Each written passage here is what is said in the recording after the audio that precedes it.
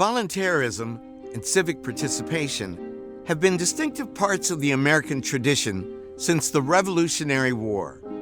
Fraternal organizations like the Freemasons flourished in the early years of the Republic, and when Black Americans formed their own fraternal orders, they effectively began to redefine American democracy by challenging the rigidity of the color line.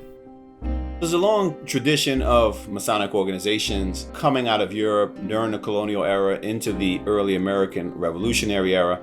A secret society of inheritors of knowledge and wisdom, preserving it and then passing it on, usually to an elite group. Black Freemasonry in the United States dates back to 1775, when Prince Hall and 14 other free black men were initiated into a regimental lodge of the British Army stationed in Boston. During the American Revolution, Hall's leadership helped to establish the very first African lodge. Very early on, Prince Hall, along with other free blacks, are very active, trying to get recognition for the right to vote, to own property, to have their children attend schools.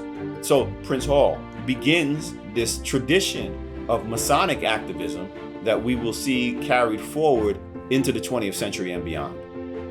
Between the early 1800s and throughout the 20th century, dozens of black fraternal federations emerged, with chapters flourishing across the United States and even extending abroad. These organizations are not limited to African American men. African American women are organizing as well through sororal organizations such as the Eastern Stars. Black fraternal and sororal groups actively participated in political activities with the goal of improving their communities and challenging local and federal policies that were racist. By the time you get to the 1950s, the height of public protest and civil rights organizing, they are absolutely critical in marshaling African Americans to be a part of the political process.